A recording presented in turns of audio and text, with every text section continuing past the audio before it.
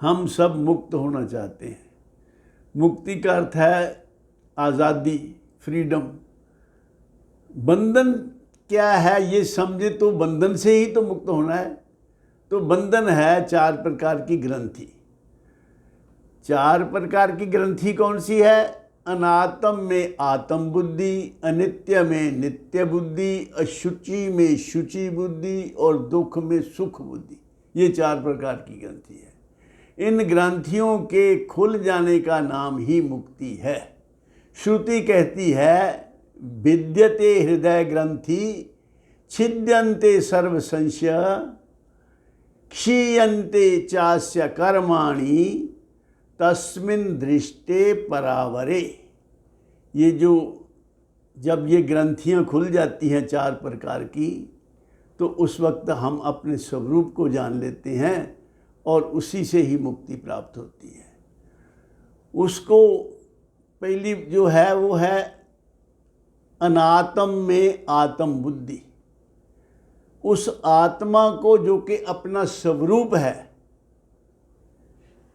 उसको जानने से ही हृदय की ग्रंथि खुलती है। जब ये हृदय की ग्रंथि खुलती है तो सारे संशय से हम निवृत्त हो जाते हैं। कुछ भी जानना शेष नहीं रहता। सारे कर्मों का जो पुंज है, जो हमारे जन्म जन्मांतर के कर्म हैं जिनका हमने अभी तक फल नहीं भोगा, वो सब कर्म पुंज नष्ट हो जाता है, ऐसे हमारे ग्रंथ बताते हैं। और जब कर्मों का जो खजाना, जो जमा हुए कर्म है, कर्मों का जो पुंज है वो नष्ट हो जाता है, तो फिर किस लिए हमें जन्म मिलेगा? क्योंकि कर्म ही तो जन्म मरण का बंधन है। कर्म से ही जन्म मरण का, क्योंकि कर्म का फल भोगने के लिए शरीर चाहिए। तो जब शरीर चाहिए तो फिर जन्म मरण होगा ही। तो कर्म नष्ट होने से क्या होता है? पाप पुण्य दो जब नाशे तब पावे मेरे पुरबासे। भगवान ऐसा कहते हैं। जब दोनों पाप और पुण्य दोनों समाप्त होते, आप कहेंगे पुण्य समाप्त नहीं होने चाहिए, पुण्य भी समाप्त होने चाहिए, क्योंकि पुण्य को भोगने के लिए, पुण्य का फल है सुख, सुख को भोगने के लिए भी तो शरीर चाहिए। मुक्ति के लिए तो ये दोनों ही, पाप और पुण्य दोनों ही खत्म होने चाहिए। पाप पुण्य समाप्त होते ही अपने आप का अनुभव करने लगते हैं। आत्मा से आत्म बुद्धि का हमें पता लग जाता है। अनात्मा को हम जान लेते हैं, आत्मा को हम जान लेते हैं। अनात्मा क्या है? जो आत्मा नहीं है। शरीर है, ये आत्मा नहीं है, और जो आत्मा है वो शरीर नहीं है। हम गलती क्या करते हैं?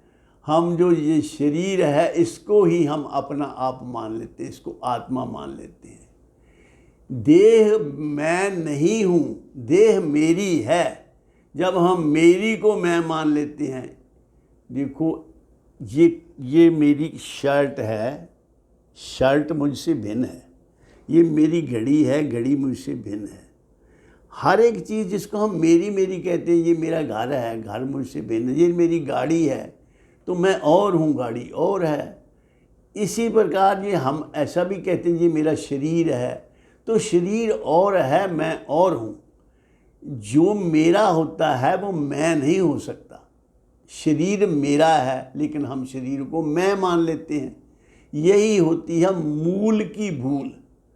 ये भूल करने से हम आगे जो भी कुछ करते रहें वो सही नहीं हो सकता, क्योंकि जब बेसिक चीज़ ही गलत हो गई, जब हम किसी मैथमेटिक्स का सवाल हल करते हैं, हम कोई प्रश्न हल करते हैं, तो उसमें हम कैलकुलेशन में 2 और 2 4 की बजाय अगर 5 कर लें या 3 कर लें, तो बाकी सारा जो प्रश्न है हम ठीक फार्मूला ठीक लगाएं, सारा प्रोसीजर ठीक लगा के भी जब उत्तर ठीक नहीं आएगा, क्यों? क्योंकि हमने मूल में ही भूल कर दी। देह को मैं मानना सबसे बड़ी ये भूल है। भूल ही अज्ञान है, अज्ञान ही दुख मूल है। सारे दुखों का कारण यही है कि हम अपने आप को ठीक से नहीं जानते। तो इसलिए ये है, हम गलती क्या करते हैं, हम अनात्म को आत्म मान लेते हैं। अनात्म में आत्म बुद्धि, ये पहली ग्रंथि है। इसकी चर्चा और आगे अगले एपिसोड में करेंगे, क्योंकि सबसे बड़ा जो हमारा शत्रु है वो अज्ञान ही है। अज्ञान के कारण ही हम फंसे हुए हैं।